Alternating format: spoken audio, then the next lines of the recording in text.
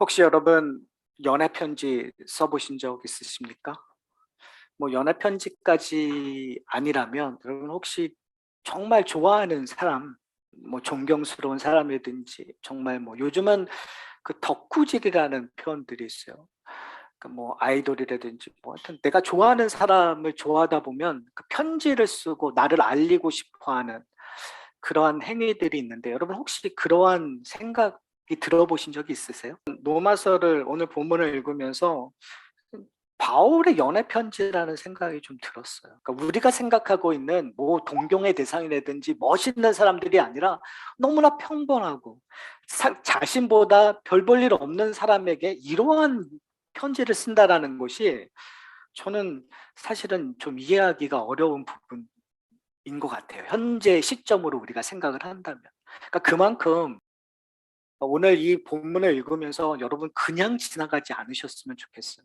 그게 무슨 말이냐면 우리가 어떻게 보면 이 로마서를 딱딱한 교리의 편지로 오해하시는 분들도 있고요. 어떻게 읽어보면은 이게 무슨 말인지 몰라라고 어려워라고 할 수도 있지만 사실은 사랑이 담긴 연애 편지이고 지금 사도 바울은 어떤 의미에서 이러한 연애의 편지를 쓰고 있냐라는 거예요. 다른 말로 얘기하면 사도 바울은 로마의 교회에 있는 성도들과 관계성을 맺고자 하는 거거든요. 분명히 이전에도 제가 볼 때는 간접적인 안부나 관계성이 맺어지고 있어요. 그러니까 다른 말로 얘기하면 바울을 통해서 이 로마의 교회는 삼자를 통해서 관계성을 이미 맺고 있었어요. 그리고 그것을 단순히 표현할 뿐만이 아니라 지금 계속 그 관계성을 만들어 가고자 하는 거예요. 만날 수 없으니까 편지로, 만날 수 없으니까 제3자를 통해서 안부를 통해서 아니면 가르침을 통해서 끊임없이 관계를 만들어 가고자 하는 거죠. 사랑의 관계죠. 그런데 그 관계의 근거가 어디 있는가를 저희가 좀 살펴봐야 될 것 같아요. 여러분이 전혀 알지 못하는 사람들과 관계를 맺을 때 어떻게 맺죠? 모르는 사람하고 만났었을 때 그 사람과의 관계를 맺기 위해서는 공통점을 확인하는 거예요. 재미있는 건 뭐냐면 한국 분들이 그 공동점을 어떻게 하죠? 호구조사를 통해서 그 공동점을 찾을 수가 있어요. 어디서 태어났느냐, 몇 년도생이냐. 이게 참 어떻게 보면은 되게 무례한 일이거든요. 어떻게 보면 미국 사회에서는 그런 걸 물어보는 것 자체가 무례한 거예요. 그러나 한국 사람에게는 무례하다고 생각을 안 해요. 왜 그럴까요? 인맥을 만들기 위한 과정이라고 생각하는 거예요. 당신과 내가 하나가 되기 위한 과정. 그러니까 갑자기 뜬금없이 같이 나이가 되어도 그냥 말을 터버려요. 뜬금없이 같은 동네에서 태어났는데 같은 동네 사람이 되어버리는 거예요. 학교, 여러 가지가요, 전부 다.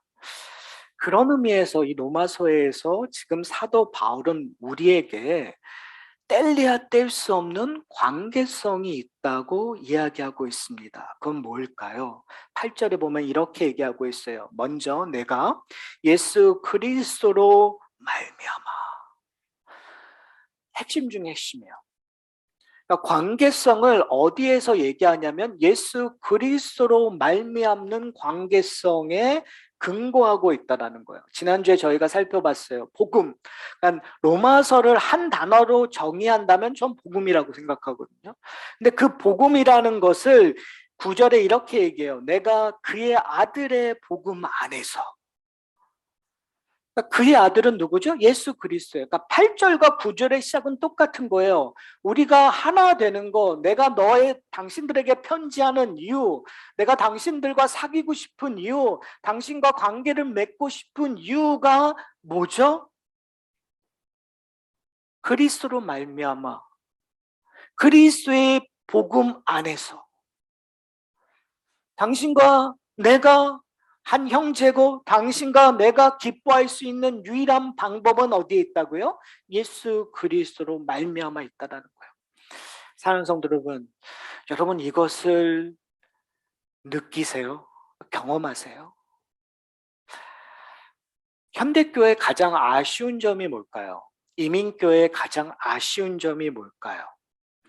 이민교회의 가장 아쉬운 점은 관계성을 그리스도의 복음, 그리스도의 중심에 두지 않고 다른 것에 두고 있다라는 것이 문제라고 저는 생각합니다. 교회 와도 호구조사를 똑같이 해요. 교회 와도 내가 친할 수 있는 건 하나의 공감성, 내 편인가에 대한 확인을 통해서 하나 되려고 할 때가 많아요. 그렇죠? 뭐 저희 교회를 포함한 모든 교회들이 현실적으로 거기에 관심을 갖고 그것을 통해서 하나 되는 것을 되게 강조해요. 그러나 그건 한계가 있습니다. 만약에 그것을 추구할 때 우리는 하나됨보다는 분열을 경험하게 될 거예요. 오늘 사도 바울은 우리에게 요구하는 것이 뭐냐면 관계성의 중심에 뭐가 있는가를 우리에게 다시 한번 이야기합니다. 그 중심에는 예수 그리스도가 있어요. 근데 예수 그리스도로 말미암아 공통 분모를 오늘 본문에서 찾아보려고 해요. 두 가지의 공통 분모가 뭐 여러 가지가 있겠지만 오늘 제가 강조점을 두고자 하는 것은 두 가지의 공통 분모예요. 첫 번째는 뭐냐면 이렇게 얘기하고 있습니다. 사도 바울은 이방인의 사도로 부르심을 받았어요. 이방인의 사도로 부르심을 받았다는 건 뭐죠? 보내심을 받은 자예요. 하나님의 말씀을 증거하는 자로 부르심을 받았다는 거예요. 근데 오늘 본문을 보면 이렇게 얘기하고 있어요. 7절에 보면 이렇게 얘기해요. 먼저 내가 예수 그리스도로 말미암아 너희 모든 사람에 관하여 내가 하나님께 감사함은 너희 믿음이 온 세상에 전파됨이로다. 지금 사도 바울은 로마 교회에게 어마어마한 칭찬을 하고 있는 거예요. 사도 바울이 하나님 앞에 감사하는 이유가 어디에 있냐면 너희의 믿음이 온 세상에 전파되었다라는 거예요. 그러니까 사도 바울이 이 로마 교회의 존재에 대해서 알게 된 이유도 그들의 믿음이 세상에 전파되었기 때문이고 그들과 함께 관계를 맺고 싶은 이유도 그들의 믿음이 온 세상에 전파되었기 때문이라는 거예요. 그러니까 공통점이 바로 있는 거죠. 예수 그리스도로 말미암아 주어진 믿음이 그 믿음이 그냥 가만히 있는 것이 아니라 그 믿음이 증거가 된 거예요. 그 믿음이 나누어졌기 때문에 공통점이 있는 거죠. 좋은 와인은 오래된 와인이라고 우리가 얘기하잖아요. 우리가 가끔 좋은 믿음을 와인과 같이 오해할 때가 참 많은 것 같아요. 우리는 이렇게 창고에 거의 모셔두는 믿음이 참 많은 것 같아요. 다른 말로 얘기하면 옛 영화에 우리의 믿음 생활이 멈춰져 있을 때가 참 많은 것 같아요. 저는 느헤미야를 통해서 그리고 오늘 본문을 통해서도 여러분들에게 도전하고 싶은 게 있어요. 믿음은 과거형이 아니에요. 믿음은 현재형이에요. 믿음은 과거에 내가 좋은 믿음이 있었다라는 것을 고이 창고에 보관하는 것이 믿음이 아니라 지금 믿음으로 세상에 증거하는 거예요. 만약에 그 믿음을 증거하려고 했었을 때 우리 가운데 공통 분모가 생기는 거예요. 그래서 더 알고 싶은 거예요. 좋은 그리스도인의 관계성은 바로 여기에 있다고 생각합니다. 세상은요, 세상도 한번 여러분 잘 생각해 보세요. 내가 좋아하고 만나고 싶은 사람이 어떠한 사람인지. 여러분이 좋아하고 만나고 싶은 것은 여러분이 좋아하는 것을 잘하고 여러분이 좋아하는 것들을 열망하는 거에 정말 위대한 사람일 경우에 더 만나고 싶어 하잖아요. 왜 만나고 싶으세요? 그 사람의 노하우, 그 사람의 경험, 그 사람의 열정을 내가 배우고 싶은 거예요. 그 사람과 교류함으로 말미암아 그 사람을 만남을 통하여 내 기쁨이 더 배가 되고 싶은 거예요. 안 그러세요? 그렇잖아요. 그런데 신앙은 우리의 믿음은 그렇지 않을 때가 참 많아요. 믿음은 그냥 고이 모셔놓고서 믿음의 교류가 아닌 다른 것을 교류할 때가 참 많아요. 우리의 교회가 역동적이지 않는 이유는 우리 성도들끼리 너무너무 친해요. 정말 모든 걸 다 나누어 주는 것처럼 친해요. 근데 문제가 뭐냐면 복음을 나누고 있지 않을 때 그 공동체는 역동적이지 않죠. 그 공동체는 어떻게 보면 겉은 정말 능력이 있지만 그 안에서 나오는 하나님의 은혜, 하나님의 나라의 능력은 점점 쇠퇴해질 수밖에 없어요. 정말 문제가 심각한 것은 이것은 현대의 교회의 문제만이 아니라 우리의 문제일 수도 있고, 우리가 하나님 앞에 나가야 되고, 우리가 교회를 세워가는 거의 방향성에서 우리가 정말 고민해야 될 거예요. 우리가 정말 친해지는 것이 중요한가? 아니면 복음을 나누는 것이 중요한가? 복음의 고백이 중요한가? 저는 오늘 본문을 통해서 다시 한번 사도 바울이 이렇게 연애 편지를 쓸 수밖에 없었던 이유는 로마 교회, 그러니까 이거 한번 잘 생각해 보세요. 어떤 부분에서는 이방인의 사도, 전문가 중에 전문가요.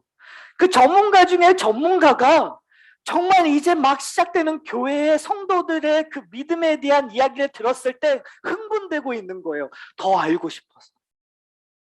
그들의 조그마한 나눔이 그들이 자신들은 모르고 나눴었던 그것들이 너무너무 보고 싶은 거죠. 경험하고 싶은 거죠. 그 말은 뭐냐면요. 사도 바울은 그 갈증이 채워지지 않는다는 거예요. 하나님의 나라의 그 선포들, 믿음으로 말미암아 증언하는 것들의 맥시멈이 없는 거예요. 사도 바울에게는 이만큼이면 충분하다, 이만큼이면 됐다가 아니라 바울의 인생 속에서 끊임없이 하나님의 복음을 열정적으로 선포할 수 있는 근거가 바로 여기 있는 거죠. 늘 하나님의 공동체가 세워지는 거에 관심이 있고, 그리고 복음을 증거해서 나누려고 하는. 그러니까요, 사도 바울이 에베소에 갔었을 때 3년 동안 매일같이 주의 말씀을 나누고 가리키고 복음을 전했었다는 것. 그 이유가 있는 거죠. 사랑하는 성도 여러분, 과연 우리는 그런 일들에 열심을 내고 있습니까? 아니면 우리는 과연 그리스도의 믿음을 나누는 거에 열심히 내고 있습니까?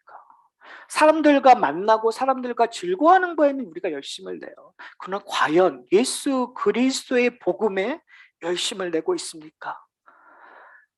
제가 옛날에 로마서를 한번 설교했었을 때 제가 초창기서부터 1장서부터 그렇게 성도들한테 얘기한 기억이 나요. 뭐냐면, 여러분, 제가 이제부터 로마서를 통해서 여러분 죄에 대해서 우리의 그것들에 대해서 정말 집요하게 선포하고 우리 회개하기를 원합니다라는 얘기를 했었어요. 어떻게 보면 지금 제가 여러분들에게 도전하는 것이 여러분에게 거북할 수가 있어요.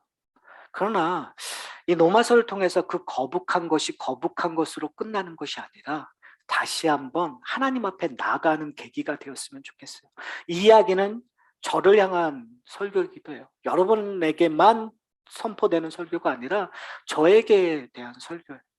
과연 나는 복음에 대한 열정이 계속 끊임없이 이어지고 있는가? 아니면 그냥 매너리즘에 빠져서 계속 하고 있는 것을 계속 하고 있지 않는가? 그런 고민이 들 때가 참 많아요.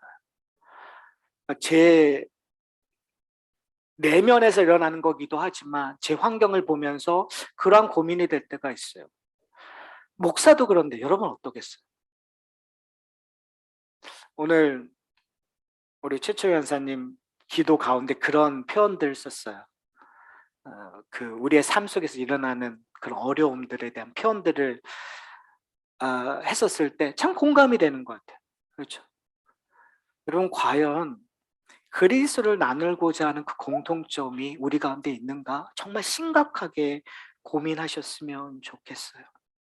그리고 그러한 고민 속의 연장선상에서 지금 사도 바울은 우리에게 두 번째 공통점이 있다고 얘기를 해요. 그런데 이것은 이렇게 표현을 하고 있어요. 14절에 보면 헬라인이나 야만인이나 지혜 있는 자나 어리석은 자에게 다 내가 빚진 자라라는 표현을 써요. 어떻게 보면 이것이 사도 바울에게만 한정되어 있을 거라고 우리는 오해할 수 있어요. 그러나 이건 사도 바울에게만 주어지는 것이 아니라 예수 그리스도의 복음에 소유된 자, 복음 안에 있는 자는 어떤 의미에서 다 빚진 자예요.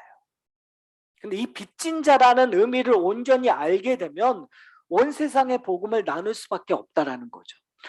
빚진 자라는 것을 우리가 일단 오해하지 말아야 되는 건 뭐냐면 사도 바울이 로마 교회에게 빚졌다라는 의미가 아니에요.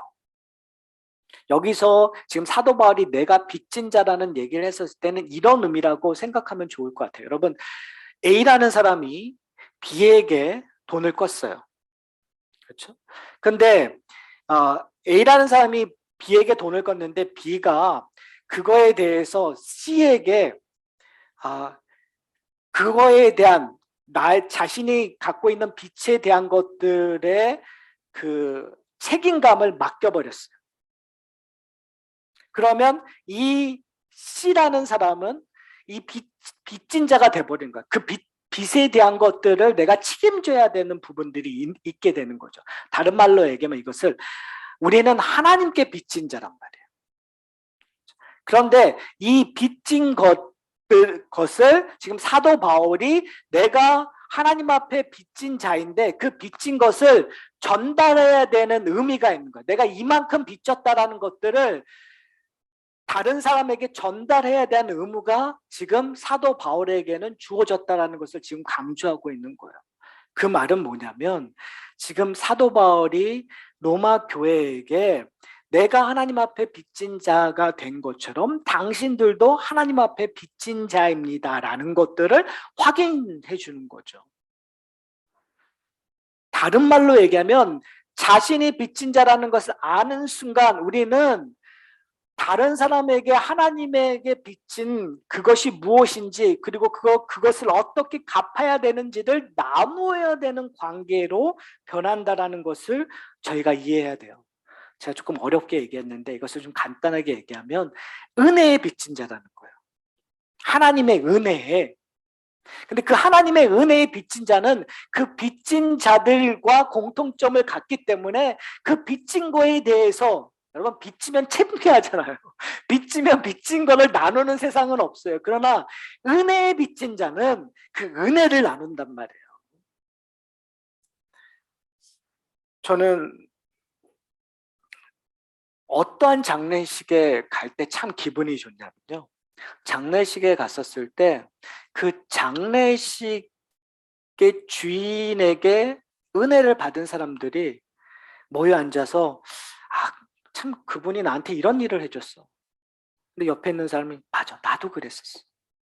그러면서 자기가 은혜 받았던 것들을 나누는 때 참 거기에 앉아있을 때 참 좋더라고요. 기쁘더라고요. 그 장례식이 막 우울한 게 아니라 기쁨이 되는 거예요. 잔치가 되는 거예요. 왜요? 그분이 남겨놓은 유산들이 그 가운데 개수가 되는 것들을 보게 돼요. 여러분 왜 그럴까요? 나누고 싶은 거예요. 그 장소에서 얘기를 하고 싶은 거예요. 사랑하는 성도 여러분, 여러분은 과연 예수 그리스도의 은혜를 나누고 계세요? 문제는 뭐냐면 받아야 그리고 내가 그것이 기쁜 것을 알아야 좋은 것을 알아야 나눌 수 있는 거거든요.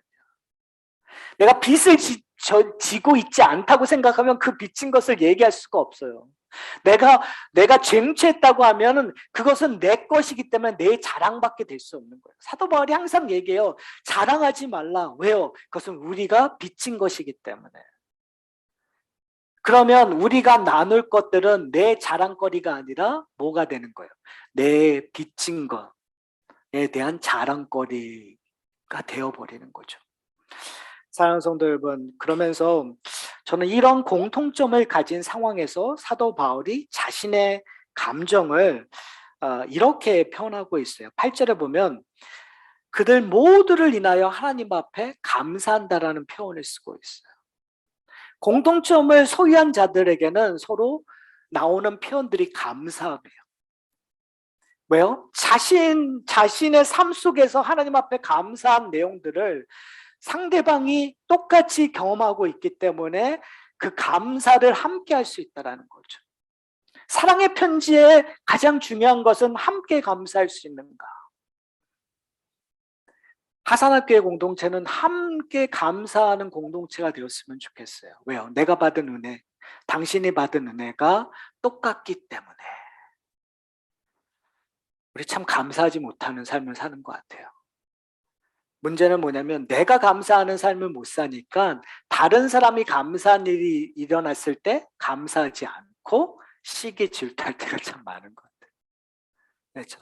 무슨 말이냐면 그것을 하나님 앞에 빚진 결과물이라고 생각하지 않고 내가 이룬 거라고 생각하니까 자꾸 비교하는 거죠. 나는 이거밖에 안 됐는데 저 사람은 저렇게 많이 이뤘어? 그러면 내가 거기에 대해서 시기하고 질투할 수밖에 없어요. 그러니까 겉모양은 감사하지만 사실 진정한 감사가 나올 수 없는 거죠. 그러니까 성도들은 하나님의 공동체들은 나오는 결과물이 내 것이 아니라고 고백하는 거예요. 왜요? 나의 삶의 주인이 누구시니까? 하나님이시니까. 그러니까 어떻게 되었든 간에 감사하게 되는 거죠.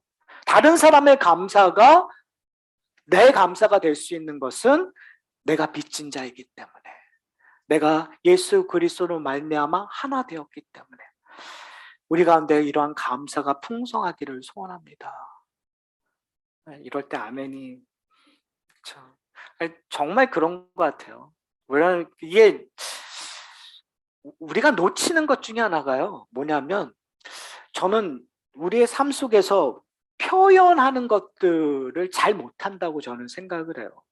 우리가 기껏 표현하는 것이요. 드라마를 보고 우는 거예요.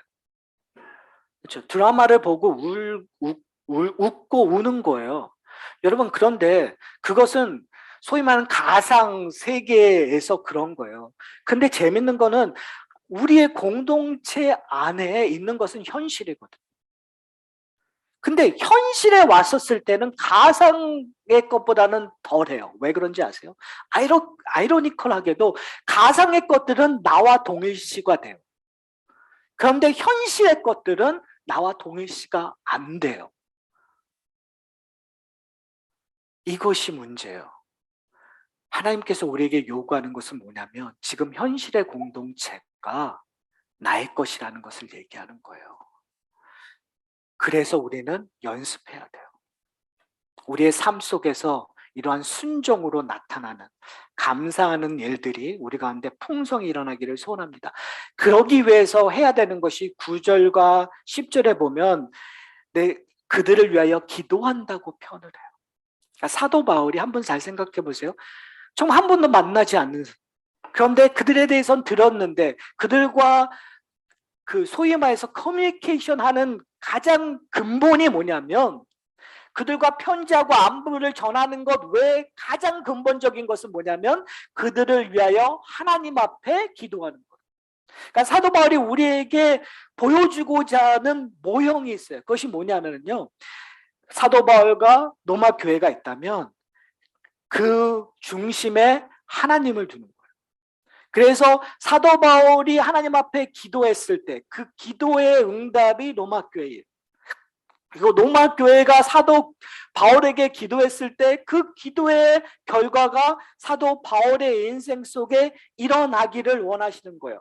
그러므로 말미암아 이것이 연애 편지가 되는 거예요. 그러므로 말미암아 이것이 사랑의 공동체가 되는 거예요. 여러분 잘 한번 생각해 보세요. 제가 지난주에 이 로마서를 읽는 로마 교회에 그 변화가 있었을 거라는, 처음에 로마의 편지를, 그 사도 바울의 편지를 읽었을 때와 사도 바울이 로마로 붙잡혀 왔었을 때, 감옥에 있었을 때의 이 편지를 읽는 것과 그리고 로마에서 순교한 다음에 읽었을 때 틀려지는 거죠. 근데 그 틀려질 때마다 뭘 경험하는 거예요? 그들이 기도의 응답을 경험하는 거예요. 그 기도의 열심, 기도의 밸류가 그들의 삶 속에서, 그들의 관계성에서 그냥 전에는 그냥 멀리서 이름만 들었었던 관계가 로마 감옥에서 잡혔을 때, 우리가 감옥이라고 얘기했을 때 정말 감옥에서 홀로만 있었던 것이 아니에요. 잠시 풀려서 정말 만났었을 수 있는 가능성도 있고요.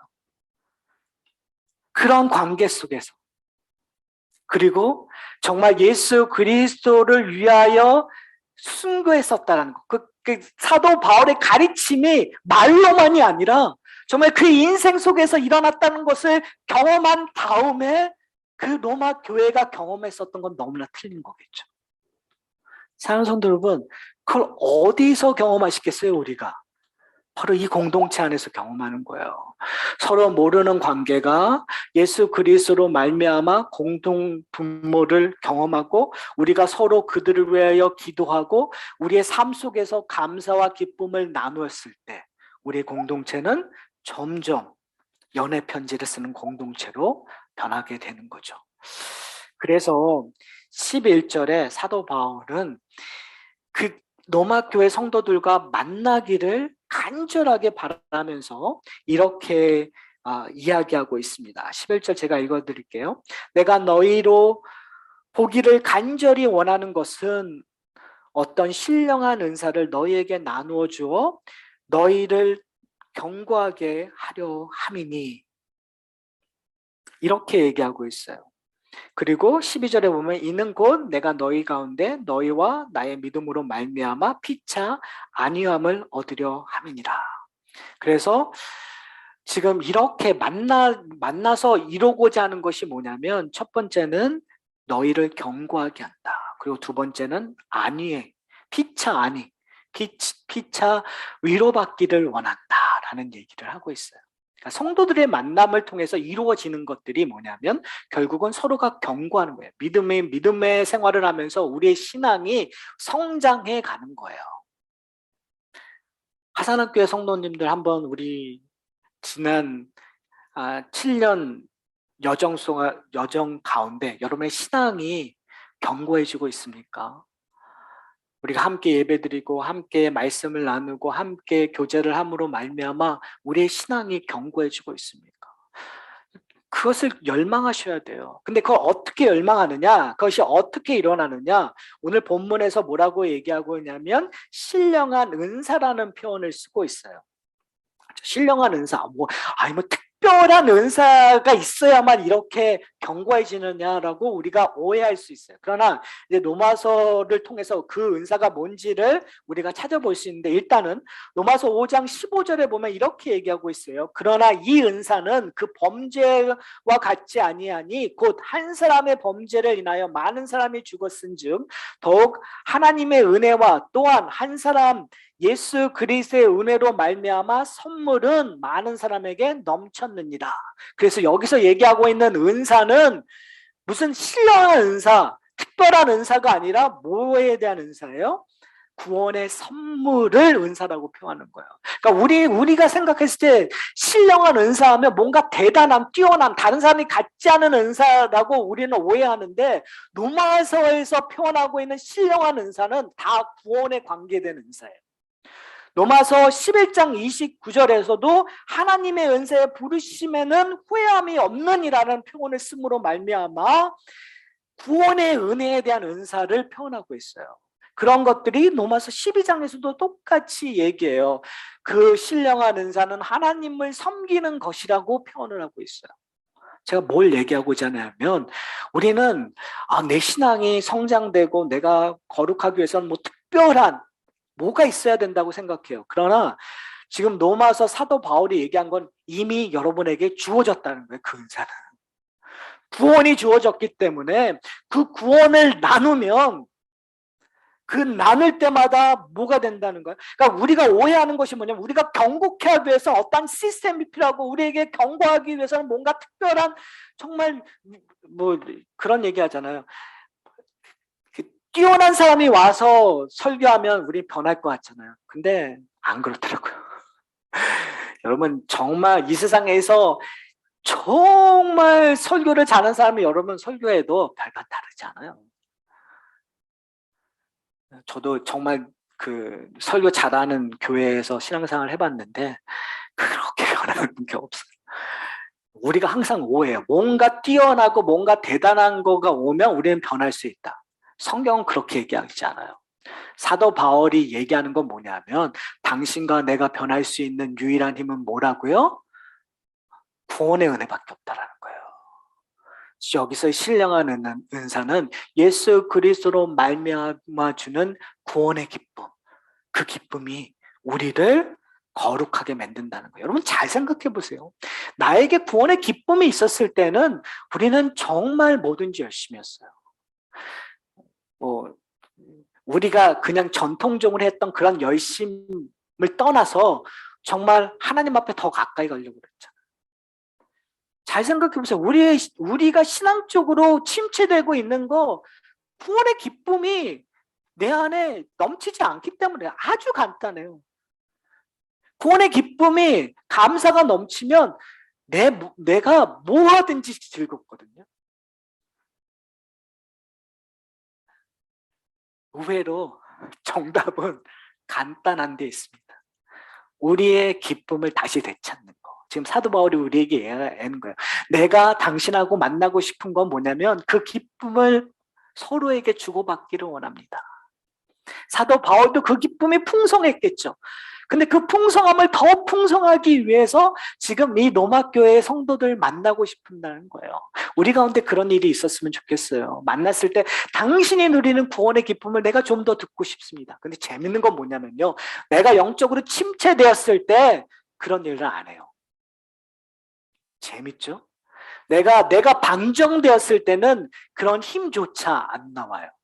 그런데 내가 기쁠 때는 오히려 내가 찾아가요. 이게 참 아이러니한 거예요. 지금 어떤 의미에서는 사도 바울이 그런 에너지가 넘쳐 있는 상황이라는 거죠. 우리 가운데 그런 일들이 일어났으면 좋겠어요. 그러니까 에너지가 넘치는 사람들이. 그리고 나서 이제 중요한 건 11절에 피차 아니합니다. 이런 것들을 나눴을 때 에너지, 그 구원의 기쁨들이 기쁨으로 서로 나눌 뿐만이 아니라 그걸 나눔으로 말미암아 나 안에 위로와 평안이 있다는 거죠.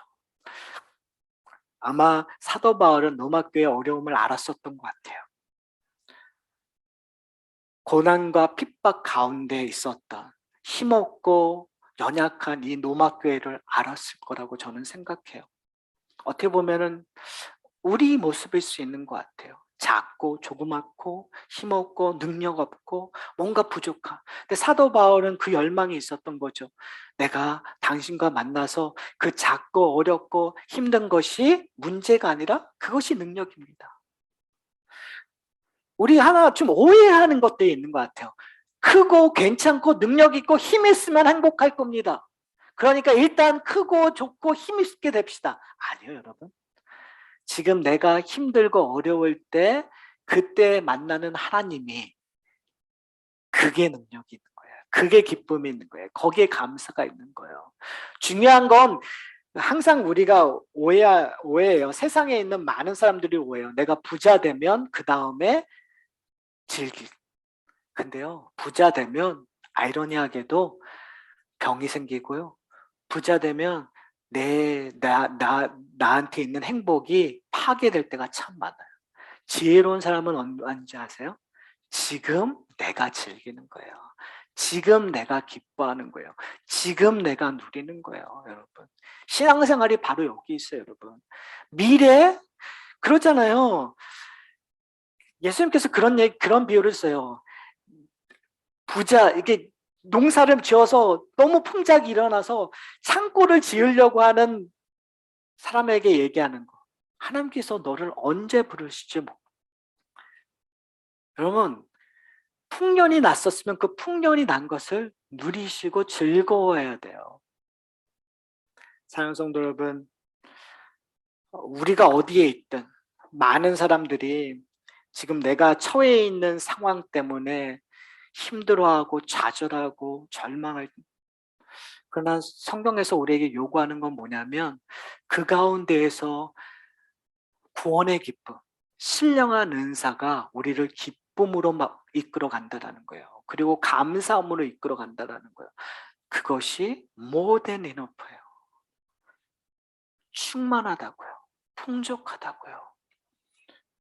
여러분, 왜 우리가 그 풍족함을 누리지 못하는지 아세요? 왜 우리는 기뻐하지 않은지 아세요? 바울이 갖고 있었던, 로마 교회가 갖고 있었던 그 그리스도로 말미암아 그리스도 안에 있지 않기 때문에 그래요. 공통점을 못 느끼면은요, 공통 분모가 없으면 그걸 볼 수가 없어요. 사랑하는 성도 여러분, 이제 로마서 강해를 통해서 그 공통점을 우리가 찾아보려고 합니다. 그리고 공통점을 우리가 확실히 붙잡았으면 좋겠어요. 로마서가 끝날 때쯤 사실은 우리 가운데 이미 다 알고 있는 것들이에요. 이미 우리가 그 복음의 기쁨을 이미 갖고 있는 거예요. 근데 그거를 우리가 우리 처해 있는 상황 때문에 자꾸 잊어버리고 자꾸 놓칠 때가 참 많아요. 그래서 저와 여러분이 다시 한번 복음을 회복하고 다시 복음의 기쁨으로 돌아가서 하나님 감사합니다. 내가 어디에 있든지 내가 정말 부한 자리에 있든지 내가 가난한 자리에 있든지 내가 행복한 자리에 있든지 내가 정말 죽음의 골짜기를 지나가듯 어려운 자리에 있든지 그와 상관없이 예수 그리스도로 기쁘다라는 고백들이 우리 가운데 풍성하게 드러나기를 소원합니다. 그리고 그것을 함께 나누는 공동체가